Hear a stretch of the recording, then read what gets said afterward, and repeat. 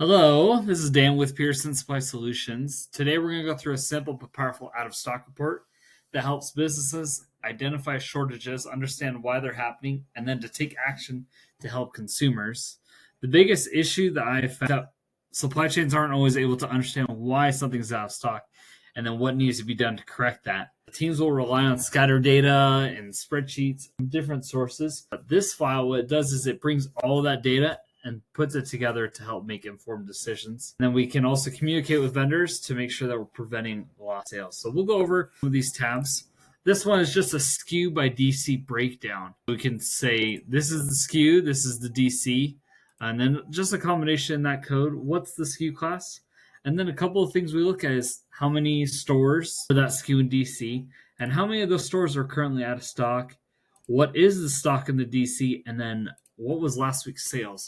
So it helps us to look at sales and understand, if we don't receive any product, how long is this product going to last? So for this one, we're complete out. We're at 0 days of supply. But then you come down here, you might have a SKU with 7 days of supply, or even 30, or even 50, 55. And then you can then take a look at these next three columns and say, okay, we're out of stock. Okay, we've got something coming in a week, a month. If it's a month, maybe we need to ensure that we're increasing our orders going forward with the vendor. This next tab just takes a look at that DC by SKU code that we talked about, and then how many units are arriving on each of these dates to that DC. That way you can best understand. There may be a shipment, but it's only 200 units and we need 500. Or it might be we only need 300, but we're receiving 2,000 units. So it just helps us to see that. And here's that breakdown as well. Again, looking at SKU, the DC, and then stores, full stores, and those stores that are out of stock. And so then we can come up with an out of stock percentage there.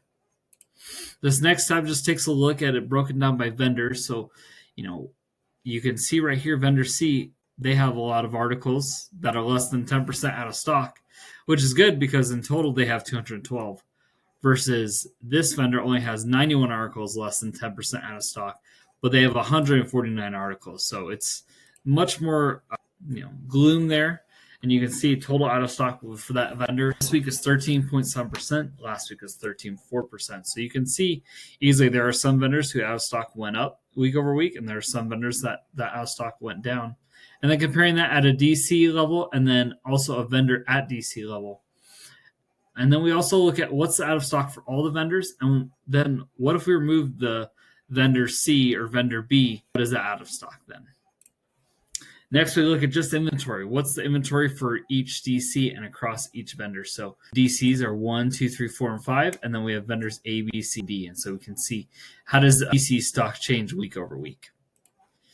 The next, we look at just sales. What is the weekly sales volume for each of those vendors? So we can see how it changes over time. We have two low ones, one kind of medium, and then we have one really high one. Next, we can just look at out of stocks by those vendors.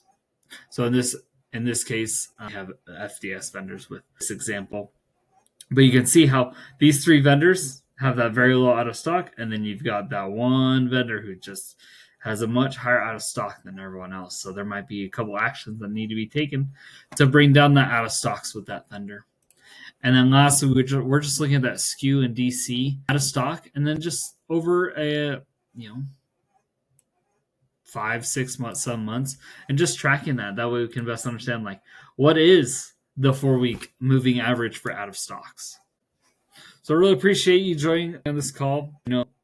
These are things we have to review, especially in a fast-moving business. That way we can discuss this in meetings and calls, and then we can summarize that to leadership when they have questions. And it's important that we just understand one thing. So we understand what SKUs are running low on inventory.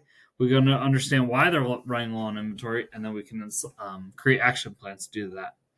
So if you're interested in this kind of out-of-stock report, please email me, and I can help provide this file. If you need help with inventory planning or operations improvements, please feel free to reach out to me and visit Pearson Supply Solutions. Please don't forget to like this video, subscribe, share it with someone that could really benefit from it or benefit from the services I can provide. Thank you for watching, and we'll see you in the next video where we look again at out of stocks, but using different metrics.